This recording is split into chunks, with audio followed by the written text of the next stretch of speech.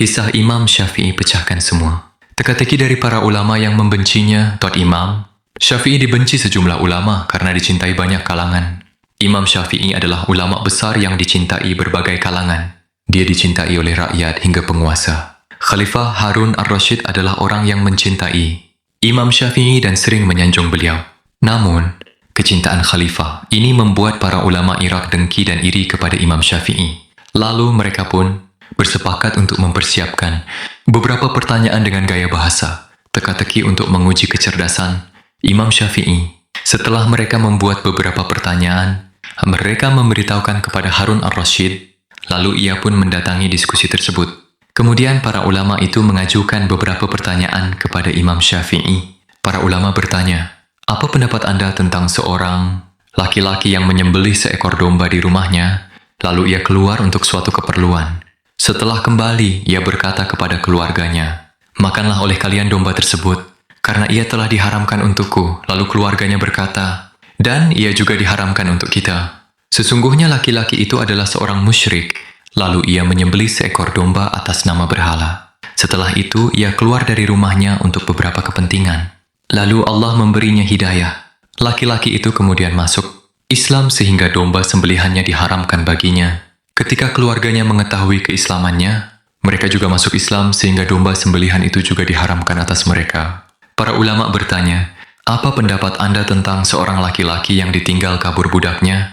Lalu laki-laki itu berkata, budak itu merdeka jika aku memakan makanannya, atau aku menemukannya. Lalu bagaimana ia keluar dari perkataannya tersebut? Imam Syafi'i menjawab, ia memberikan budak tersebut kepada anak-anaknya, kemudian ia makan.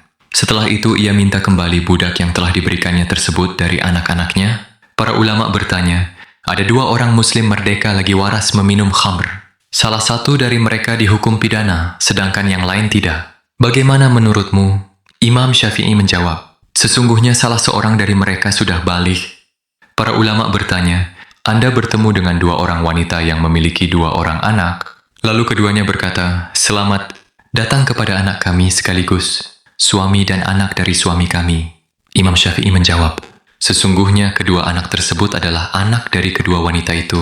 Lalu masing-masing dari kedua wanita itu menikah dengan anak dari temannya, sehingga kedua anak tersebut menjadi anak keduanya, sekaligus suami dan anak dari suami mereka. Para ulama bertanya, ada seorang laki-laki mengambil semangkuk besar air untuk diminum, lalu ia meminum setengahnya dengan halal, sedangkan sisa air yang ada di dalam mangkok diharamkan untuknya. Imam Syafi'i menjawab, sesungguhnya laki-laki itu meminum setengah air yang ada di dalam mangkok, lalu ia mimisan dan darahnya menetes ke dalam air sisa di mangkok.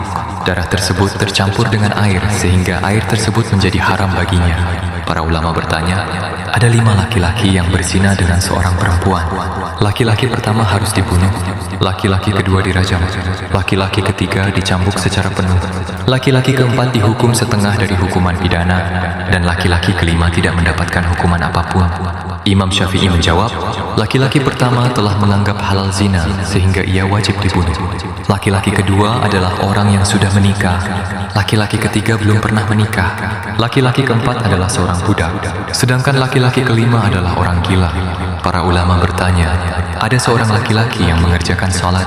Ketika ia mengucap salam dengan menoleh ke arah kanan, maka istrinya tercerai, dan ketika ia mengucap salam dengan menoleh ke kiri, maka salatnya batal. Sedangkan ketika ia melihat ke langit, ia wajib membayar 1000 dirham. Imam Syafi'i menjawab, tatkala orang itu mengucap salam dengan menoleh ke arah kanan, ia melihat seorang laki-laki yang telah menikah dengan istrinya tanpa sepengetahuannya, maka ketika ia melihatnya telah hadir, tercerailah istrinya darinya. Sedangkan tatkala ia melihat ke arah kirinya, ia melihat najis pada bajunya, sehingga salatnya menjadi batal. Adapun ketika ia melihat ke langit, ia melihat bulan sabit telah tampak di langit, sedangkan laki-laki itu memiliki utang 1000 dinar yang harus ia lunasi pada awal bulan setelah bulan sabit tampak. Para ulama bertanya, ada seorang imam yang salat bersama 4 orang di dalam masjid. Lalu masuklah seorang laki-laki dan salat di sebelah kanan imam. Tatkala imam bersalam ke arah kanan dan melihat laki-laki itu, maka imam itu wajib dibunuh dan keempat orang makmumnya dicambuk serta masjid itu harus dihancur leburkan. Imam Syafi'i menjawab, sesungguhnya laki-laki yang baru datang itu memiliki seorang seorang istri. Ia mengadakan safar dan meninggalkan istrinya di rumah saudaranya. Kemudian imam itu membunuh saudara laki-laki itu, serta mengklaim bahwa perempuan itu merupakan istri orang yang dibunuhnya, lalu ia pun menikahinya. Peristiwa ini disaksikan oleh 4 orang makmum yang sholat di belakang imam dan masjid. Tersebut adalah rumah orang yang dibunuhnya, lalu imam itu menjadikannya sebagai masjid. Para ulama bertanya, ada seorang laki-laki yang memberi istrinya sebuah kantong yang penuh dan disegel. Lalu laki-laki itu meminta kepadanya untuk mengosongkan kantong dengan syarat ia tidak boleh membuka atau melubanginya, atau merusak segelnya atau membakarnya. Jika istri tersebut melakukan salah satu dari hal itu, maka ia tercerai. Imam Syafi'i menjawab, sesungguhnya kantong itu penuh dengan gula atau garam. Tidak ada yang perlu dilakukan. Istri tersebut selain hanya merendamnya di dalam air sehingga isinya mencair.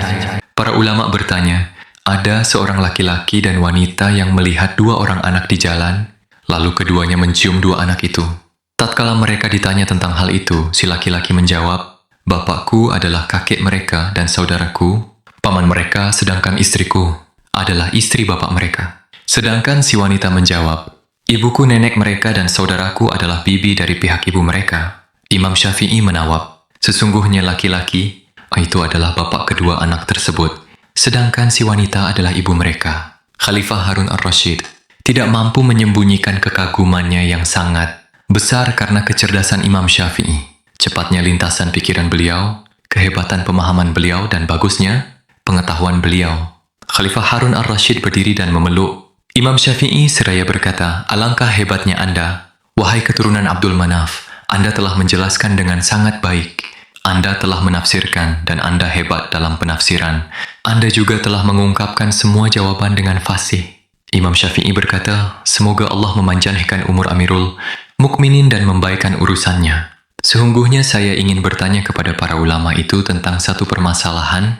Jika mereka mampu menjawabnya, maka segala puji bagi Allah. Namun jika tidak, maka saya berharap agar Amirul Mukminin menahan keburukan yang hendak mereka timpakan kepada saya. Harun ar-Rasyid berkata, permintaan Anda dikabulkan?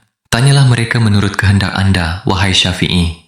Lalu Imam Syafi'i berkata, ada seorang laki-laki yang mati dengan meninggalkan 100 dirham, akan tetap saudarinya tidak mendapatkan apapun dari warisan itu, kecuali hanya 1 dirham.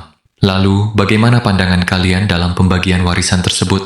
Para ulama itu saling melihat lama antara yang satu dengan yang lainnya, dan tidak ada satupun dari mereka yang bisa menjawab.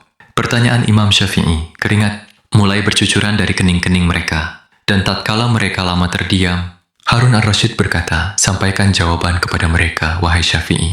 Imam Syafi'i berkata, laki-laki itu mati dengan meninggalkan 2 orang putri, seorang ibu, istri, 12 orang saudara, dan seorang saudari, sehingga 2 orang putri mengambil 2/3 peninggalan, yaitu 400 dirham.